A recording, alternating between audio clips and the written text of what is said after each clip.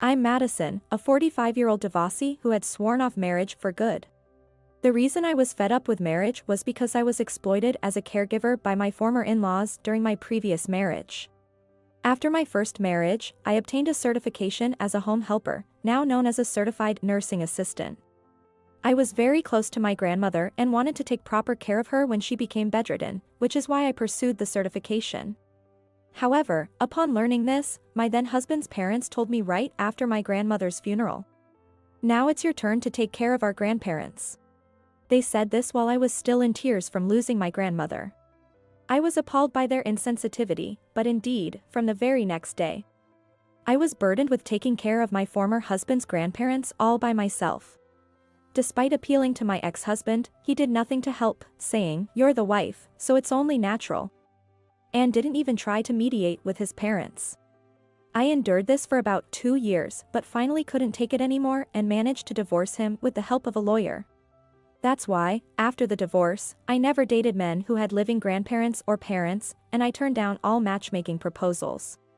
Having acquired multiple certifications in caregiving, I was confident that I could get a job in a nursing home and support myself if needed. It was Tom, a colleague of mine, who approached me.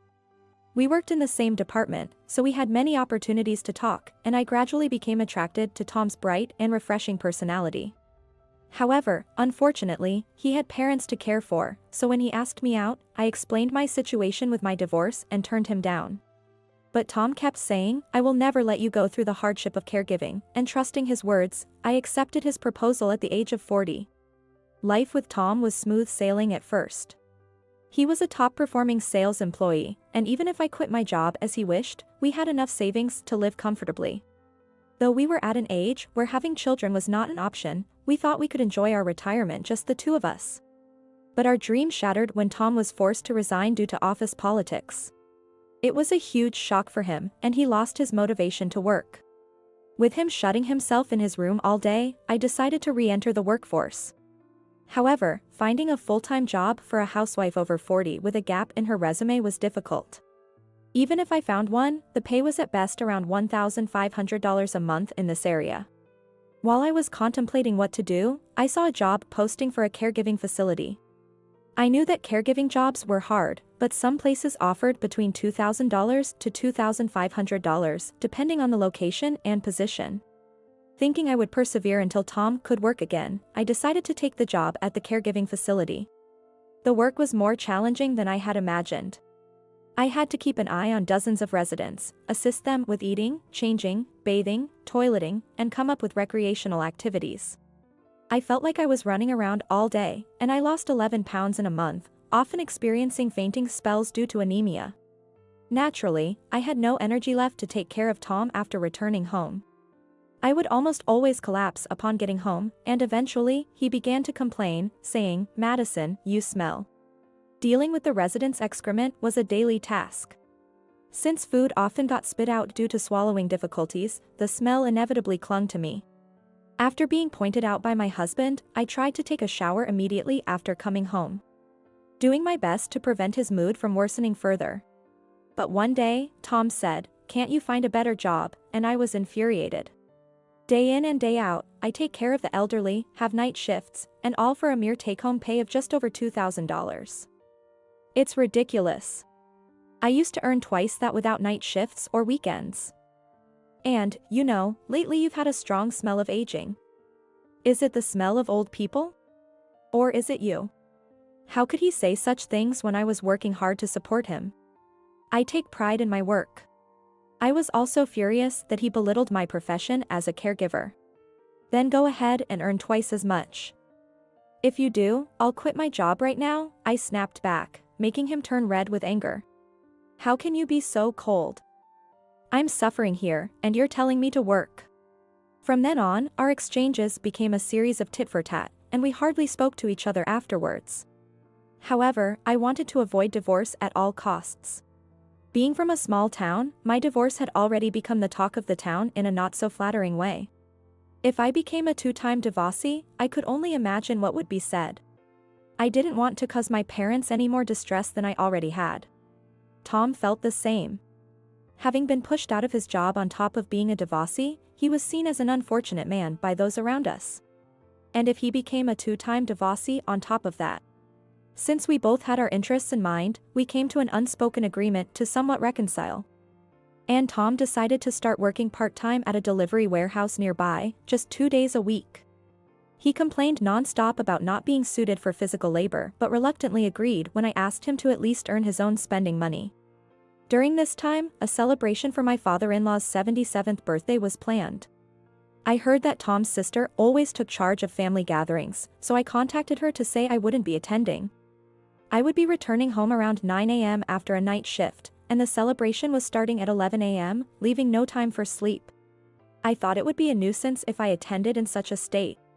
When she said to me, "Don't you realize you're the eldest son's wife?" So I asked, what does that have to do with anything? It's highly relevant. Your in-laws, especially being the wife of the heir, should be your top priority.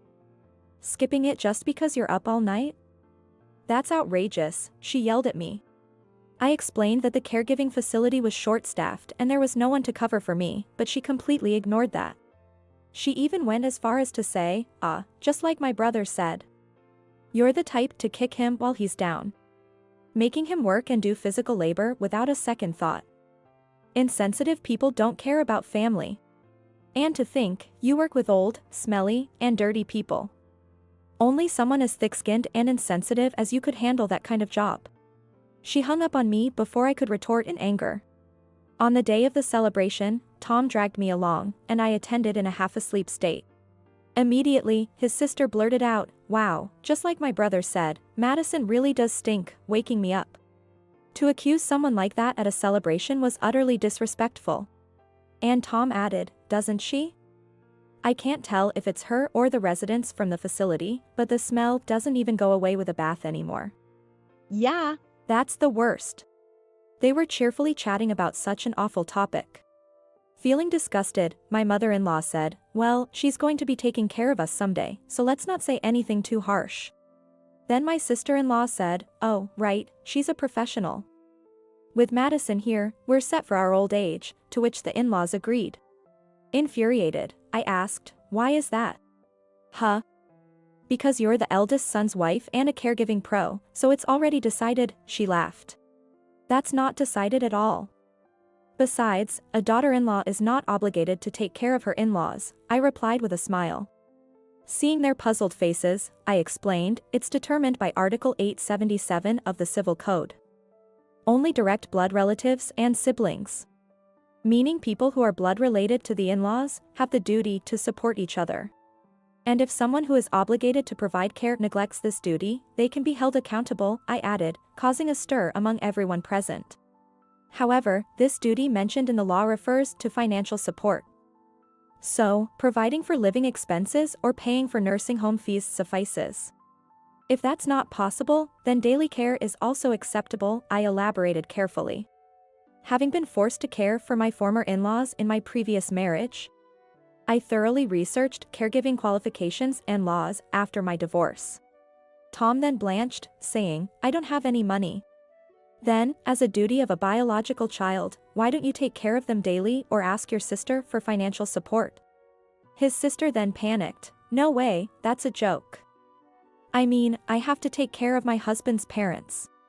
"So, you have no obligation to take care of your husband's parents. Please explain that to them and ask them to take care of their own parents," I said with a smile. That's when my in-laws, who had been quiet, chimed in.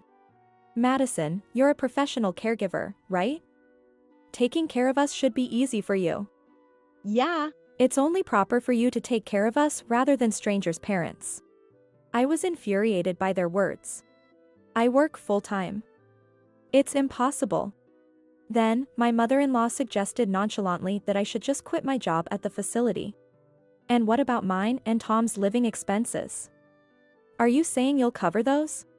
When I mentioned that I earn about $2,200 at the facility and that they would have to compensate me that amount if I quit, they both fell silent, exchanging glances. However, Tom and his sister were far from convinced. "Do you think that kind of reasoning will work?" Being married to the eldest son, it's only natural for you to take care of his parents, they argued. As if theirs wasn't the flawed logic. Worse yet, Tom denied ever promising not to burden me with caregiving duties before we got married. That's when my anger exploded. You know very well how hard caregiving is, having seen me work every day. It's physically demanding, it stinks, and it's stressful. You and your sister laughed at me, calling elderly care dirty and smelly. You expect me to do all that for free while neither of you lift a finger. I yelled at the top of my lungs, my voice echoing through the room. At that, both of them looked down, their faces showing guilt. But after a while, Tom shamelessly suggested that when his parents needed care, I should get them into the facility I work at for a cheap price. That's impossible. Besides, our place is a special nursing home with a long wait list. There's almost no chance of getting in. I coldly dismissed the idea. So, if your parents ever need caregiving, I'll be counting on Tom, his sister, and her children to take the lead, thank you very much. I said before leaving the dinner early and going home. I went straight to the city hall to pick up divorce papers, signed them upon returning home, left them on the living room table. Took only a few personal items, and left the house. Afterward, the dinner party reportedly turned chaotic. Even though Tom's parents didn't yet need care, he and his sister started arguing over who should take responsibility. The father blamed the mother for their children's poor upbringing, and the mother accused Tom of choosing the wrong wife. Even Tom's sister's husband, her daughter, and other relatives got involved, causing a huge uproar. After a bit of turmoil, the divorce was finalized, and Tom, unable to support himself, reluctantly moved back in with his parents. Trying to escape caregiving duties, he registered on a dating site exclusive to nurses, desperately reaching out to anyone. At over 40 and only working a part-time job twice a week, he truly is a hopeless case. I became a 2-time divorcee, but I have no regrets.